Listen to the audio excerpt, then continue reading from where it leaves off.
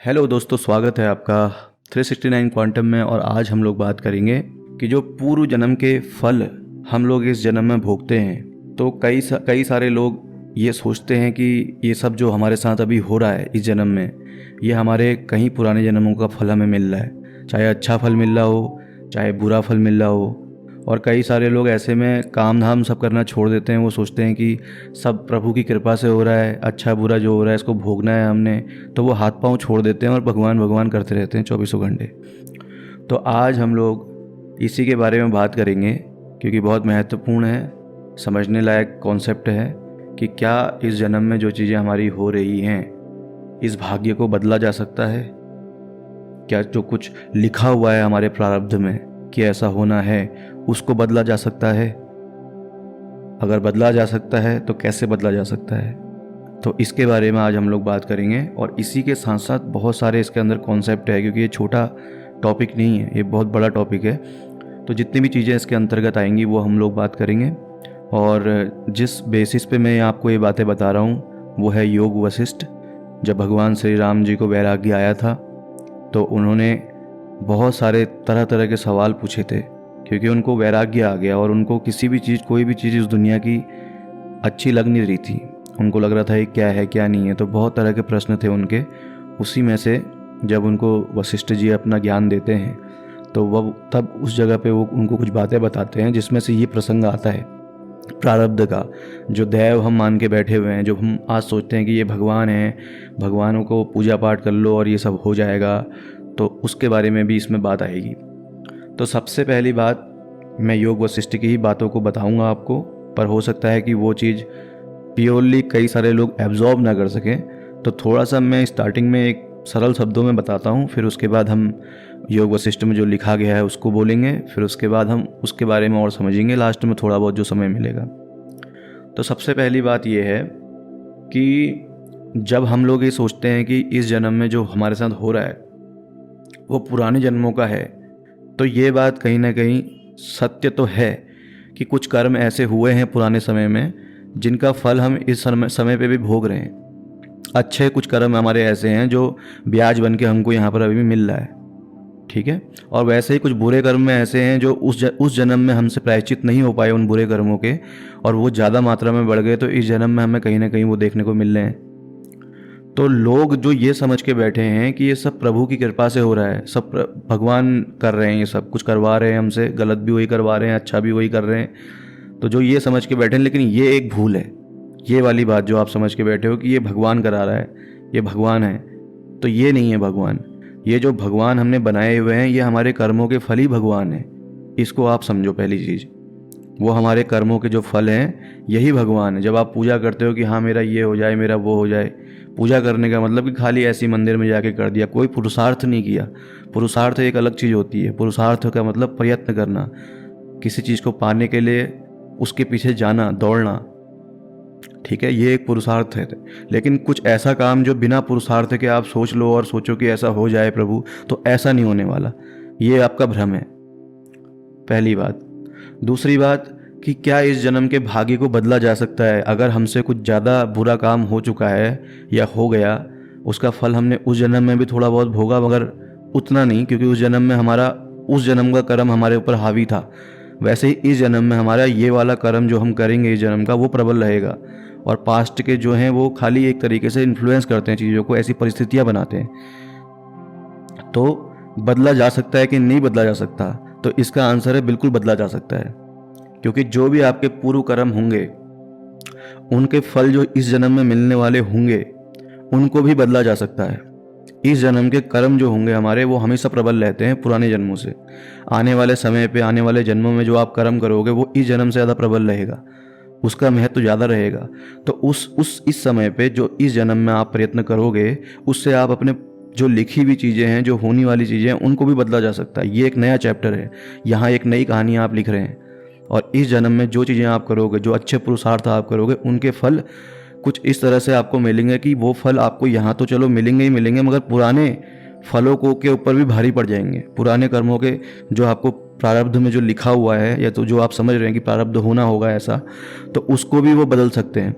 जैसे कहीं आपको मान लिया, कहीं आपका कोई एक्सीडेंट होना है, कोई एक्सीडेंट होना है, अब होना है मान लिया क्योंकि कुछ ऐसा हुआ होगा, तो वो एक्सीडेंट में हो सकता है आपकी जान भी जा सकती थी, मगर कुछ पुरुषार्थ कुछ इस तरह आपने किया हो इस समय पे, कुछ ऐसी कृपा रही हो आपके ऊपर, कुछ कोई सेवा करी हो आपने किसी की, या मन के अंदर आपने सात्विकता रखी हो, क्योंकि ये सात्विकता आनी भी बड़ी दुर्लभ चीज़ है। आज हर इंसान मोह माया हर चीज़ में डूबा हुआ है। पैसा पैसा पैसा पैसा करके आप देखो पूरी दुनिया पागलों के जैसा व्यवहार कर रही है। पैसा कमाने के लिए इंसान बिक चुका है। मैं इसके बारे में ज़्यादा चर्चा नहीं करूँगा, मगर आप देखो बहुत सारे लोगों को ये बात समझ में नहीं आती है, छोटी छोटी बात लगती है, मगर आप एक्चुअल में देखोगे तो पैसे के लिए इंसान कोई भी काम कर सकता है। कुछ रुपया मिले तो इंसान मर्डर भी कर दे रहा है किसी का। तो इंसान की कीमत कुछ नहीं है। पैसा मिल रहा है तो उसके बाद हम गलत तरह के आचरण करते हैं, इंसान को इंसान जैसा नहीं समझते। हमारे अंदर इतना बड़ा अहंकार आ जाता है कि हमको लगता है दूसरे को हम अगर नीचा दिखाएंगे तभी हमें खुशी मिलती है। तो ये चीज़ें जो हो रही हैं, इससे मैं कहना चाहता हूँ कि ये आज का जीवन है। तो सात्विकता आनी किसी के अंदर, ऐसा भाव आना किसी के अंदर कि पैसा जब मेरे पास आ भी जाए या किसी पे आ गया हो, तब भी वो एक ज़िंदगी जो है उसको बिल्कुल सही अर्थों में जिए, उसको गलत इस्तेमाल ना करे, उसको सही चीज़ों में लगाए। तो ये कितना बड़ा वो एक तरीके से पुण्य कर रहा है। ऐसी बुद्धि उसकी होनी, ये भी बहुत बड़ी बात है। और यही बुद्धि और उससे किया गया पुरुषार्थ जो कुछ भी होगा, वो भी आपके कुछ पुराने प्रारब्धों को काट सकता है, उस पर हावी हो सकता है। तो इस तरह से अब इसका मतलब ये नहीं है कि आप कोई काम ना करो, बस एक दिन जो भी हमारे त्यौहार आते हैं उस दिन जाओ मंदिर में और घंटी बजा दो। ये कोई मुझे लगता नहीं है। मैं वैसे नहीं बोलना चाहूँगा, प्रभु की पूजा अर्चना, प्रेम भाव, भक्ति भाव तो बहुत बड़े इसके ऊपर व्याख्यान है, और मैं भी उतना हद तक का नहीं। मैं तो योग वशिष्ठ के हिसाब से एक चीज़ जो मैंने पढ़ी हुई है उसके हिसाब से आपको बता रहा हूँ। उसके बारे में कभी बाद में बात करेंगे, जो आगे भक्ति भावना ये सब चीज़ें हैं। मगर अभी फ़िलहाल जो चीज़ें हैं उसके बारे में ये है कि हमें इसके बारे में ये बात है वशिष्ठ में कि आपको इस प्रारब्ध जो है आपका, वो आपको बदला जा सकता है। और दैव नाम की कोई चीज़ ऐसी नहीं है कि जो आप समझते हो। हमारे लोग जितने भी समझते हैं कि सब ऊपर वाले के उससे हो रहा है, हमारे हाथ में कुछ नहीं है, जो होना है वो होके ही रहेगा। तो ये बिल्कुल गलत बात है।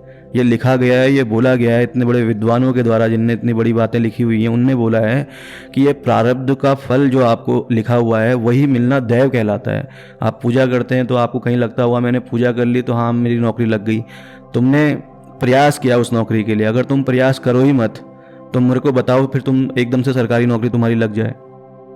जो पैसा आना होगा, अगर ऐसा फल में होगा तुम्हारे, तो वो कहीं ना कहीं किसी माध्यम से आएगा।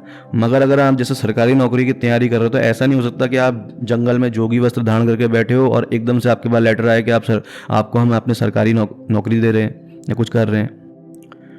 तो ऐसा नहीं। अब ऐसा आप कह सकते हो जैसे खिलाड़ियों के साथ होता है जो खेल कूद में अच्छे होते हैं, लेकिन उनका भी अपना एक पुरुषार्थ है। आप बिना पुरुषार्थ के, बिना किसी उस जगह पे जाके आप उसको नहीं प्राप्त कर सकते। मैं ये कहना चाह रहा हूँ कि आप जो प्राप्त करना चाहोगे आपको वो मिलेगा, और अच्छे पुरुषार्थों से आप पुराने समय को बदल सकते हो। अब योग वशिष्ठ के बारे में चर्चा करते हैं, क्योंकि उसी से हम लोग पॉइंट पे आ पाएंगे और उसके माध्यम से इसके बारे में और थोड़ा लास्ट में बात करेंगे।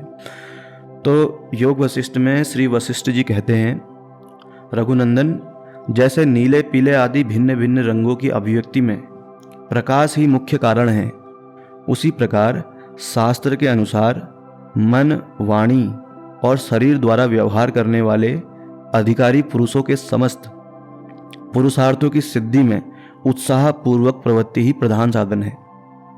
इसको तो अभी ये स्टार्ट हो रहा है, जो मेन पॉइंट है वो जहाँ आएगा उसको जरा फोकस करके बोलूँगा, पर ये भूमिका भी आप समझ लें। मनुष्य केवल मन से किसी वस्तु की इच्छा करता है, शास्त्रानुसार कर्म से नहीं। इसको भी अभी रहने देते हैं, दूसरा बोलते हैं। ये देखो, जो मनुष्य जैसा प्रयत्न करता है, जो मनुष्य जैसा कर्म करता है, वह वैसा ही फल भोगता है। जो यह कहते हैं कि दैववश फल में विपरीतता भी आ जाती है, तो उनका कथन ठीक नहीं, क्योंकि अपना पूर्वकृत कर्म ही फल देने के लिए उन्मुख होने पर दैव कहलाता है। इसको समझेंगे आगे। उससे अतिरिक्त दैव नाम की कोई वस्तु नहीं दिखाई देती।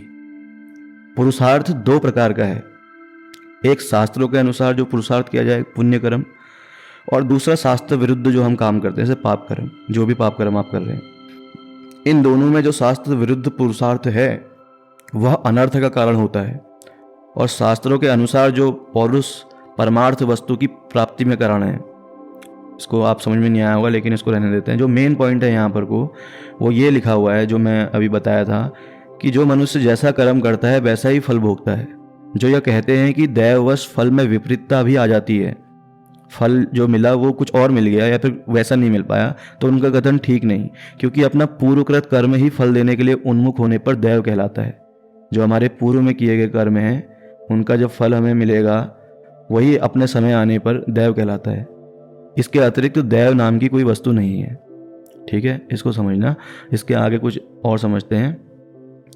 इसलिए पुरुष को शास्त्रीय प्रयत्न से तथा साधु पुरुषों के संग से ऐसा उद्योग करना चाहिए, ऐसा कर्म करना चाहिए कि इस जन्म का पौरुष पूर्व जन्म के पौरुष को शीघ्र जीत ले। इस जन्म का जो आपने किया हुआ कर्म है वो पूर्व जन्म के प्रारब्ध को शीघ्र जीत ले, ऐसा कुछ कर्म हमने करना चाहिए।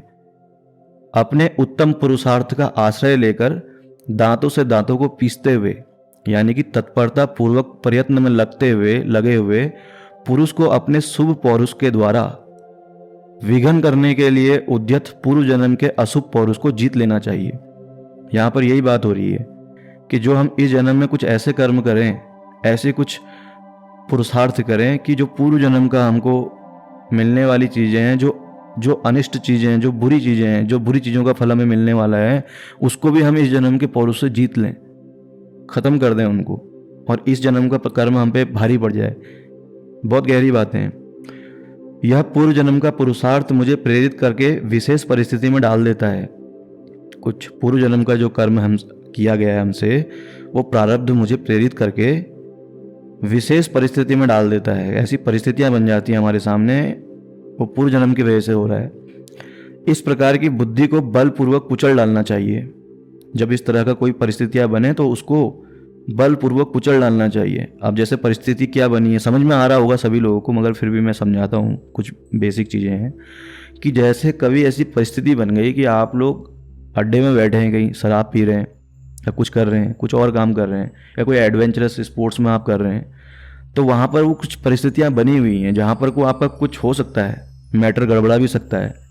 तो उस परिस्थिति में जब आपको ज्ञान होगा, थोड़ा बहुत जब आपको पता होगा कि पुण्य क्या है, अच्छे कर्म क्या होते हैं, कौन सी बुरी चीज़ें हैं, कौन सी अच्छी चीज़ें हैं, अगर इतना भी आपको समझ में आता होगा तो आप उस परिस्थिति से निकल आएंगे बाहर। समझ रहे हैं आप बात को? तो बलपूर्वक भी कुचलना चाहिए जब इस तरह की परिस्थितियाँ बने। तो ये यहाँ पर लिखा गया है, यह पूर्व जन्म का पुरुषार्थ प्रारब्ध मुझे प्रेरित करके विशेष परिस्थिति में डाल देता है। इस प्रकार की बुद्धि को बलपूर्वक कुचल डालना चाहिए, क्योंकि वह प्रत्यक्ष प्रयत्न से अधिक प्रबल नहीं है। जो अभी आप प्रयत्न कर रहे हैं, जो अभी आप कोशिश कर रहे हैं, उससे ज़्यादा प्रबल नहीं है। जो ये समझ के बैठे हैं कि जो किया है वैसा ही होगा, उसको कोई नहीं बदल सकता।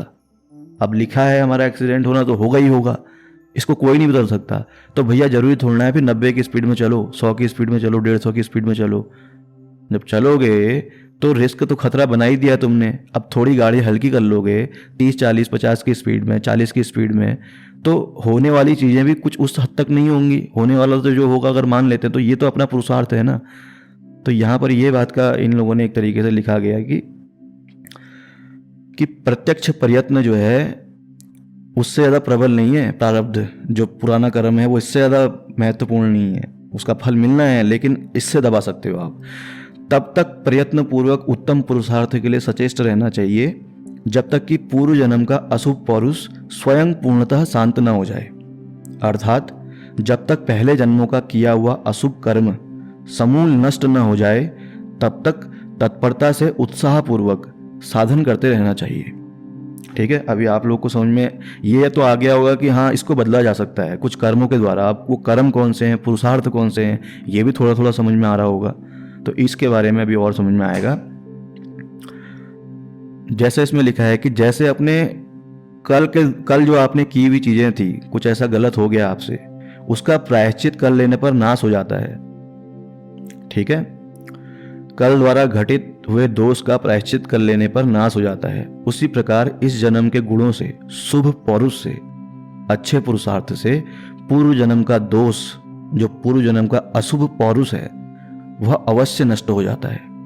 इसमें कोई संशय नहीं। ऐसा वशिष्ठ जी बोल रहे हैं राम जी से, श्री राम भगवान से। पूर्व जन्म के अशुभ या दुखदायक प्रारब्ध को इस जन्म के शुभ कर्मों से विशुद्ध एवं पुष्ट हुई बुद्धि के द्वारा तिरस्कृत करके संसार सागर से पार होने के उद्देश्य की सिद्धि के लिए अपने भीतर दैवी संपत्ति के संग्रह के निमित्त सदा यत्न करना चाहिए। यहाँ पर भी इस पुरुषार्थ के बारे में बात हो रही है।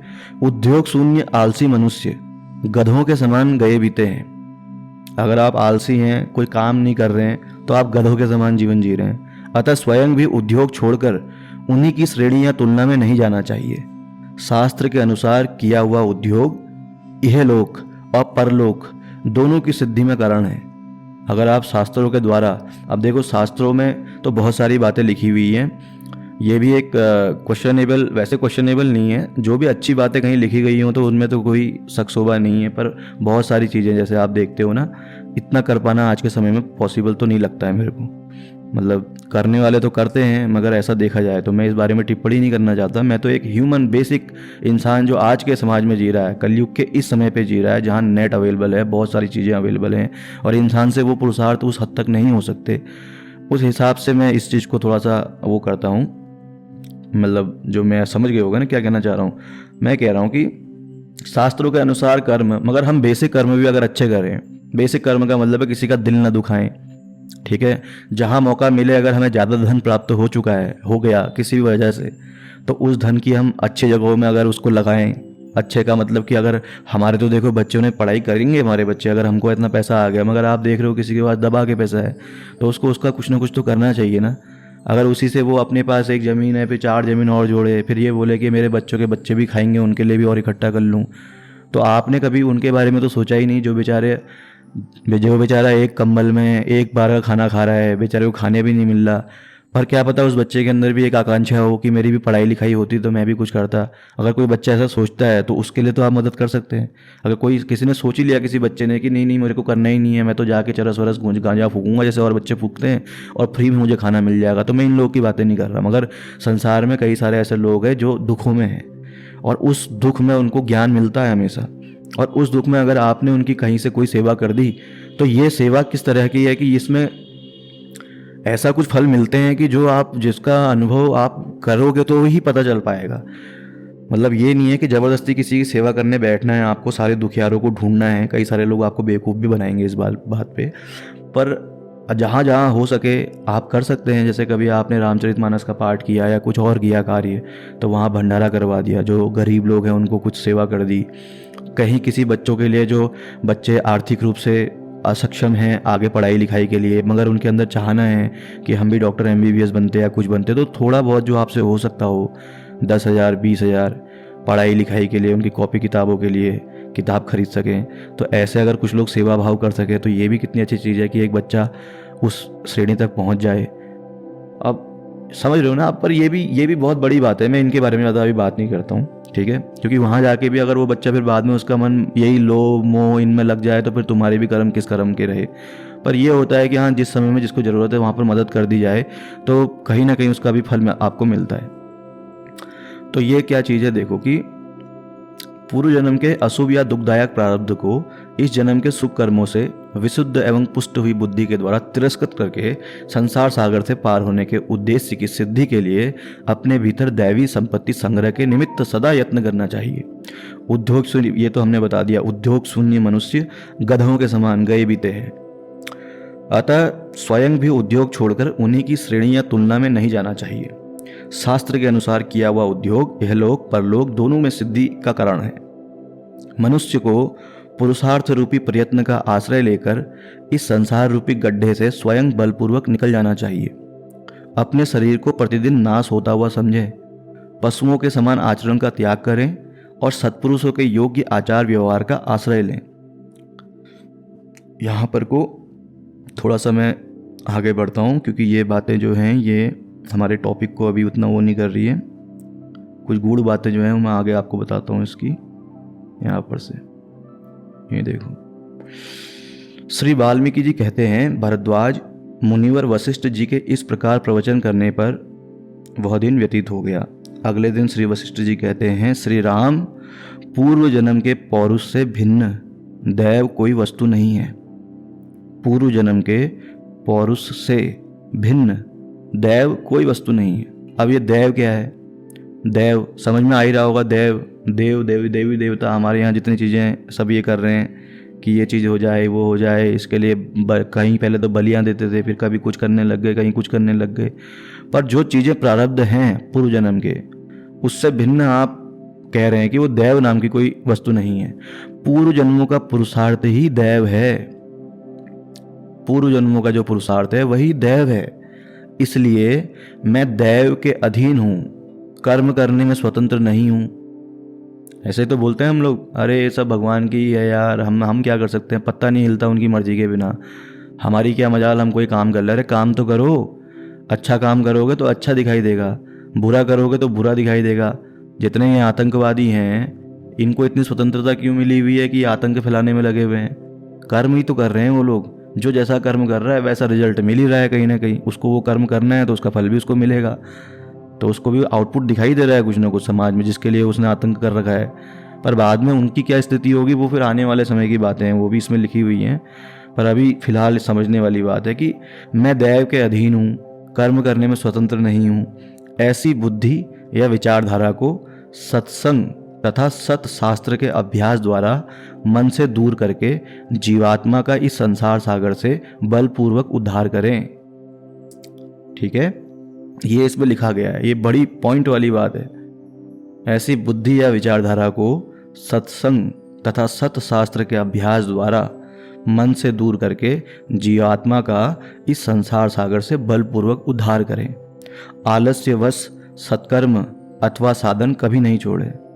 जैसे जैसे प्रयत्न होगा वैसे ही वैसे शीघ्रतापूर्वक फल प्राप्त होगा। इसी का नाम पौरुष है।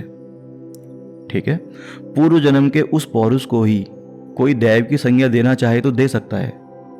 जो पुराने जन्म में आपने कर्म किए हैं उनका जो फल आपको मिल रहा है वही दैव है, वही देव जो आप समझते हो। ठीक है, वही दैव है, वही देवता तुम्हारे वो फल दे रहे हैं। तुम्हें लग रहा है ना ऐसा कर दिया तो ऐसा मिल रहा है, वो पुराने जन्म के पौरुष ही तुम्हारे देवता बन के बैठे हुए हैं इस जन्म में। पूर्व जन्म के पौरुष को कोई दैव नाम की संज्ञा देना चाहे तो दे सकता है। जो तुच्छ विषय सुखों के क्षणिक लोभ में फंसकर उस पूर्वकृत पौरुष या दैव को वर्तमान जन्म के पुरुषार्थ द्वारा जीतने का प्रयत्न नहीं करता और सदा दैव के भरोसे बैठा रहता है, वे दीन और मूढ़ हैं। मूढ़ लोग हैं वो जो ये भरोसे बैठे रहते हैं, भगवान ये कर दो, सही कर दो, वो कर दो, ये कर दो, वो कर दो। जो किया हुआ है उसका फल मिल रहा है, अब तुम उसके लिए प्रयत्न करोगे थोड़ा सा तो फल में परिवर्तन हो जाएगा, क्योंकि ये कर्म भारी हैं तुम्हारे उस कर्मों से। वो तो कर दिए जो कर दिए, जैसे किए वैसे किए। मगर इस जन्म में जब ज्ञान मिल जाए थोड़ा बहुत और उसको सुधारना चाहो तो कुछ पुरुषार्थ तो करना पड़ेगा, कुछ तो कर्म ऐसे करने पड़ेंगे कि उनका निदान हो सके। तो वो चीज़ें जो करोगे आप वो महत्वपूर्ण है। तो जो देव के भरोसे बैठे रहते हैं वो मूल लोग हैं, क्योंकि पुरुषार्थ के बिना आत्मकल्याण सिद्ध नहीं होता। पूर्व जन्म के तथा इस जन्म के पुरुषार्थ, जो पूर्व जन्म के कर्म हैं और इस जन्म के जो कर्म हैं, जो पुरुषार्थ आप कर रहे हैं, वो दो भेड़ों की तरह आपस में लड़ते हैं। उनमें से जो बलवान होता है, जो भी बलवान होता है, वही दूसरे को क्षण भर में पछाड़ देता है। कितनी गहरी बात है। इस जन्म में किया गया प्रबल पुरुषार्थ अपने बल से पूर्व जन्म के पौरुष या दैव को नष्ट कर देता है, और पूर्व जन्म का जो प्रबल पौरुष इस जन्म के पुरुषार्थ को अपने बल से दबा देता है। कहने की बात क्या है यहाँ पर, ये देखो, समझ में आ गया होगा सबके कि दो भेड़ आपस में लड़ रहे हैं और वो भेड़ तुम्हारे कर्म है। एक उस जन्म का भेड़ है, इस जन्म का भेड़ है। जो ज़्यादा बलशाली रहेगा वो पछाड़ देगा दूसरे को। और ये भेड़ ऐसे नहीं, जो अच्छा अगर तुमने किया होगा तो उसकी तो अच्छाई तुमको यहाँ और ब्याज में मिलनी है। ठीक है, वो तो मिलेगी ही मिलेगी, और यहाँ के अच्छे पुरुषार्थ और आपको अच्छा देंगे। मगर बातें बुराइयों की हैं, जो हमारे साथ बुरा हो रहा है या जो हमारे साथ दुख परिस्थितियाँ ऐसी बन चुकी हैं, दुख में हैं हम लोग, तो उनको कैसे करा जाए। तो ये पुराने कर्मों का जो भेड़ बैठा हुआ है उससे अपने नए कर्मों के भेड़ को लड़ाना है, और लड़ेगा वो भेड़। तो अपने कुछ ऐसे पुरुषार्थ करने हैं कि ये बलशाली बन जाए और वो छोटा बन जाए। ठीक है, इनमें से जो ज़्यादा बलशाली रहता है उसी का फल आपको मिलता है, बुरे कर्मों का फल अगर मैं बताऊं तो। ये ऐसा लिखा गया है इसमें कि इस जन्म में किया गया प्रबल पुरुषार्थ अपने बल से पूर्व जन्म के पौरुष को, पुरुषार्थ को नष्ट कर देता है, और पूर्व जन्म का प्रबल पौरुष अगर पुराने समय का जो पुरुषार्थ है वो ज़्यादा भयंकर है, वो ज़्यादा हावी है, और इस जन्म में जो आपने किया गया है पुरुषार्थ वो जो थोड़ा कमज़ोर हो गया है तो वो नहीं कर पाएगा सामना, तो पुराने जन्मों का फल आपको मिलेगा फिर। समझ रहे हैं? ऐसा इसमें लिखा हुआ है। पूर्वकृत कर्मों के फल रूप प्रारब्ध और वर्तमान जन्म के पुरुषार्थ, इन दोनों में वर्तमान जन्म का पुरुषार्थ ही प्रत्यक्षतः बलवान है। ये लिखा गया है कि पुराने कर्मों का जो फल स्वरूप प्रारब्ध है और अभी का जो प्रारब्ध तुम्हारा बनना है, अभी जो तुम कर्म कर रहे हो, पुरुषार्थ कर रहे हो, इन दोनों में से अभी का जो किया गया कर्म है वो ज़्यादा बलवान है। तो बलवान ये है, पर अब जरूरी नहीं है कि पुराने जन्मों का पुरुषार्थ जो है इसका मतलब ये बलवान है तो उसका फल। जब वे बलवान को लगाओगे कार्य में किसी में, तब जाके तो कोई लड़ाई करने के लिए खड़ा रहेगा। तो बिना इसके लड़ाई कौन करेगा? मंदिर में घंटी बजा दी कि हाँ ये समस्या खत्म हो जाए, नहीं होने वाली समस्या खत्म। कुछ इसके लिए पुरुषार्थ करने ही पड़ेंगे, कुछ ना कुछ करना ही पड़ेगा। तो ये बात है कि मगर इसका पलड़ा ज़्यादा भारी रहेगा। अगर आप ये करते हो तो ये कम भी ज़्यादा रहेगा एक तरीके से। ठीक है, इन दोनों में वर्तमान जन्म का पुरुषार्थ ही प्रत्यक्षतः बलवान है। इसलिए अधिकारी मनुष्य को पुरुषार्थ का सहारा लेकर सत्शास्त्रों के अभ्यास और सत्संग द्वारा बुद्धि को निर्मल बनाकर संसार सागर से अपना उद्धार कर लेना चाहिए।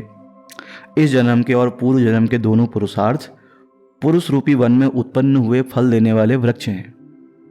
इस जन्म के और पूर्व जन्म दोनों पुरुषार्थ जो आप कर रहे हो, ये पुरुष रूपी वन में उत्पन्न हुए फल देने वाले वृक्ष हैं। उन दोनों में से जो अधिक बलवान होता है वही विजयी होता है, वही जीतता है। अर्थात धर्माचरण और मुक्ति के विषय में तो इस जन्म का पुरुषार्थ बलवान है, और अर्थ एवं काम के विषय में पूर्व जन्म का फलदानोन्मुख कर्मदैव प्रबल है। ये लिख रहे हैं मुक्ति के विषय में, मतलब ये थोड़ी टिपिकल बात हो गई वैसे, मगर इसका भी ये तो ऐसे लिखा हुआ है, कोट करके लिखा हुआ है कि इनने अपने तरीके से अर्थ बनाया होगा। मैं क्या बताऊं इसके बारे में। मैं ये समझाऊं कि बलवान दोनों ही हैं। अभी इस जन्म में भी कुछ ऐसे पुरुषार्थ हैं जो आपके पुराने जन्म के पुरुषार्थ को, गलत जो कर्मों का फल मिलने वाला उसको खत्म करेंगे। मगर इसमें लिखा है कि धर्माचरण और मुक्ति के विषय में इस जन्म का पुरुषार्थ बलवान है। अर्थ और काम के विषय में पूर्व जन्म का बलवान है। अर्थ और काम क्या है? मतलब कि जो आपके सामने ये सब चीज़ें हो रही हैं, अर्थ काम, जो पैसा नहीं कमा पा रहे हो, आप मेहनत कर रहे हो, जॉब नहीं लग पा रही है, कुछ और चीज़ें आपके साथ हो रही है, शादी करी तो बीवी लड़ रही है 24 घंटे, बच्चे हुए तो अपाहिज पैदा हो गए, कुछ और दिक्कतें आ गई, इस तरह की बातें ये लोग कर रहे हैं कि इसमें पूर्व के समय का कर्म भी ज़्यादा प्रबल है। मगर फिर भी मैं बता रहा हूँ क्योंकि जितना लिखा गया है, ये सब जो एक्चुअल में उनने बातें लिखी है, ये बात नहीं लिखी है उनने, ये तो ऐसे कोट करके लिखा गया अलग से एक समझाने के तरीके से।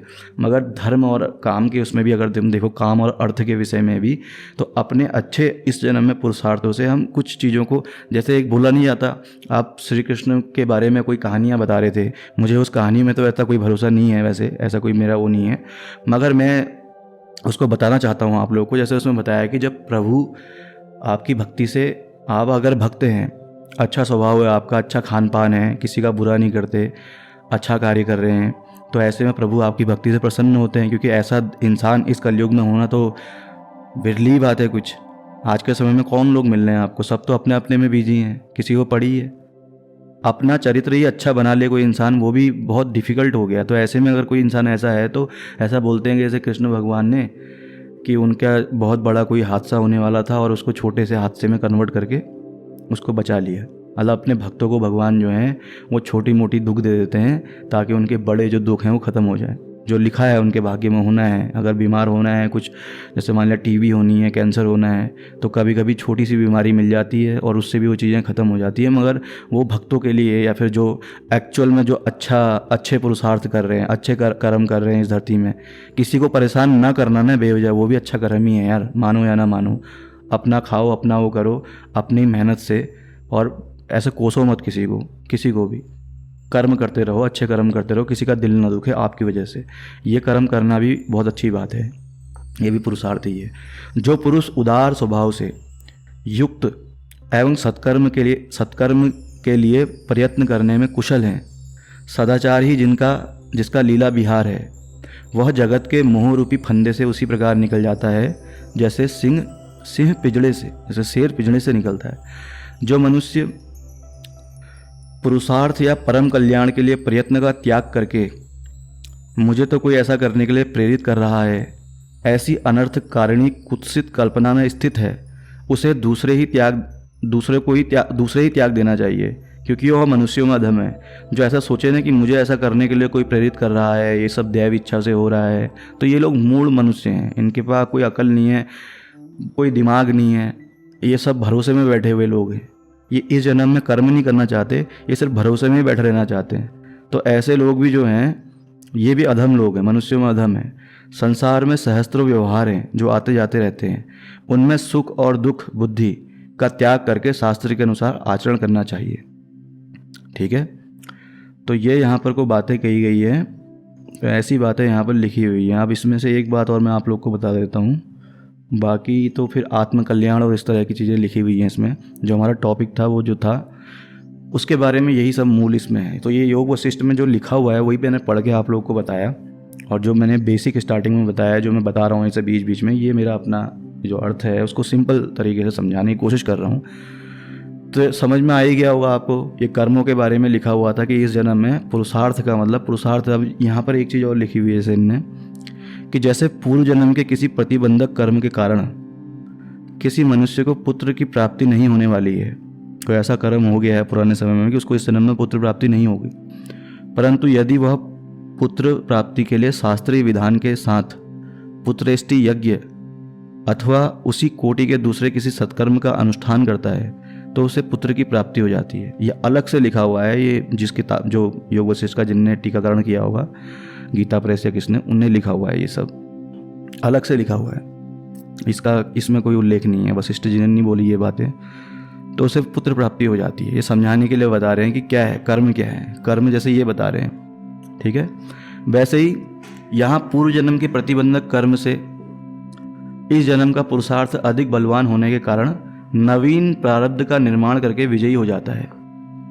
ठीक है, इसमें ये प्रारब्ध के बारे में बता रहे हैं। एक सेकेंड।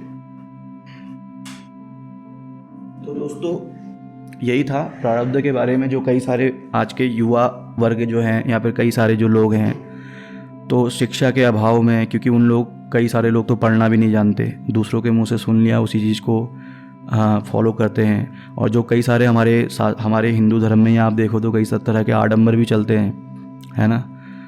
तो मैं कह रहा हूँ कि इन चीज़ों के पीछे ज़्यादा नहीं पड़ना चाहिए। सबसे महत्वपूर्ण है जो इसमें लिखा हुआ है कि कर्म जो है वो श्रेष्ठ हैं।